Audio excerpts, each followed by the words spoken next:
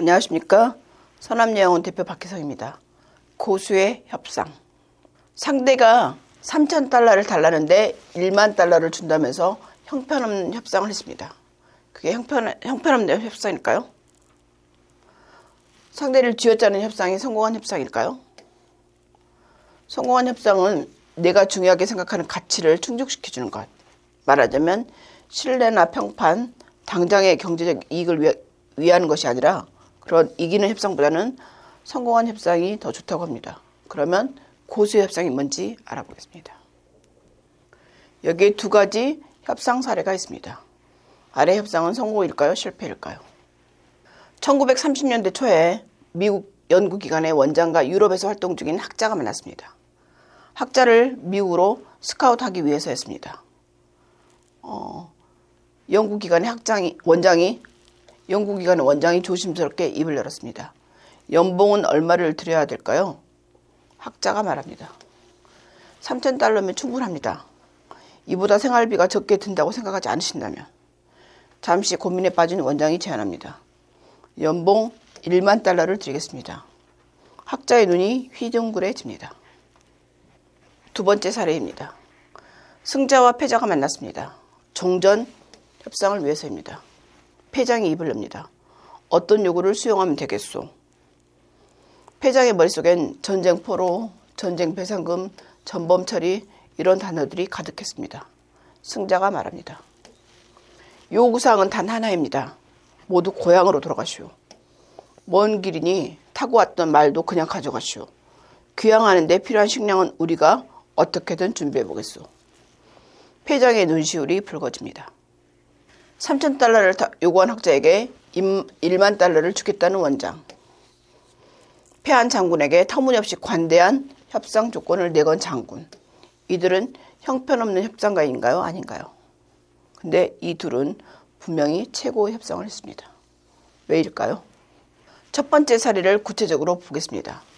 연봉 3,000달러를 요구한 학자는 다른 사람이 아닌 아인슈타인이었습니다.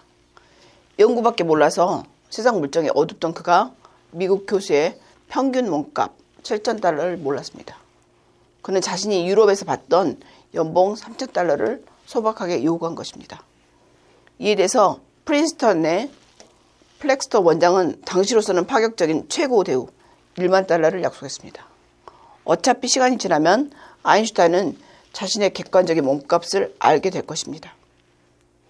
1년간 7,000달러를 아끼느니 차라리 천재 아인슈타인의 마음을 얻는 것이 더 낫다는 게 플렉스너 원장의 판단이었습니다. 그 후에 하버드나 예일 등에서 여러 가지 대학교에서 1만 달러는 비교도 안 되게 엄청나게 파격적인 조건을 내세우면서 아인슈타인을 모시고 싶어서 안달이 났습니다. 그런데 아인슈타인은 안 갔죠. 자신도 몰랐던 자신의 가치를 인정해준 프린스턴 대학에 죽을 때까지 의리를 지켰다고 합니다. 그러면 이게 성공한 협상일까요? 실패한 협상일까요? 두 번째 사례는 남북전쟁의 종전, 전쟁이 끝난 다음에 협상 장면입니다. 북군이 이겼죠. 북군 총사령관인 그랜트 장군은 남군 총사령관인 리 장군에게 허무할 정도로 관대한 요구사항을 제시했습니다.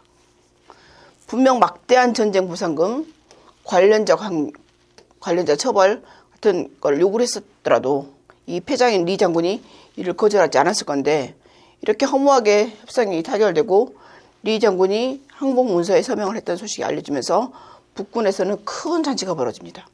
여러분도 알다시피 전쟁에서 패하면 그 병사들이 그 나라를 침범해서 강간하고 돈 뺏고 막 그러잖아요. 그러지 않도록 했다는 거죠.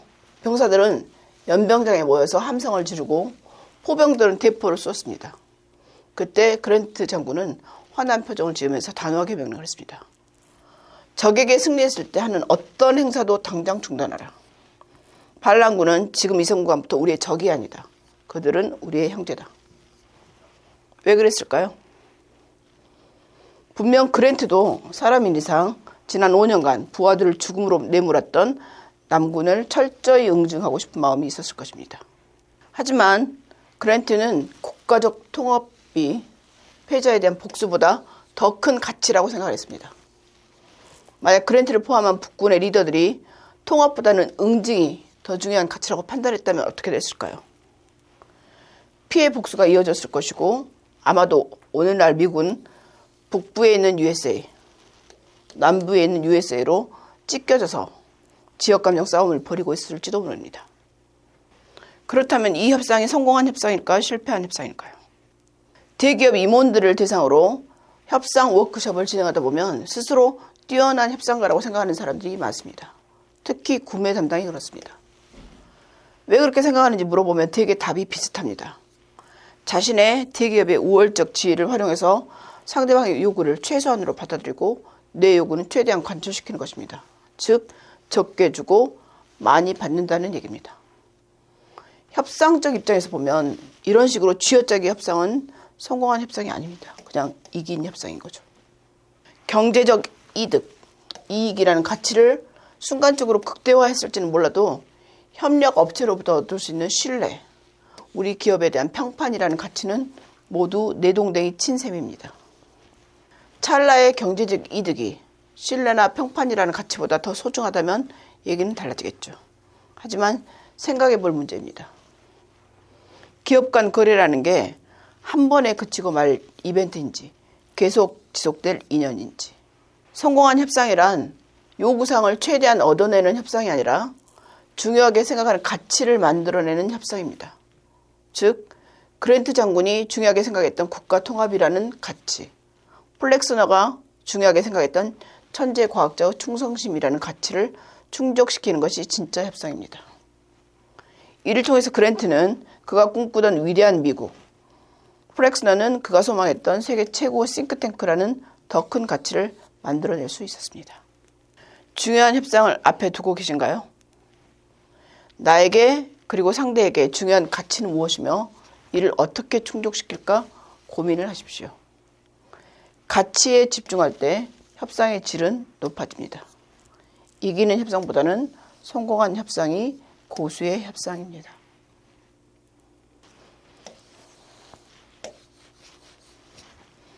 감사합니다.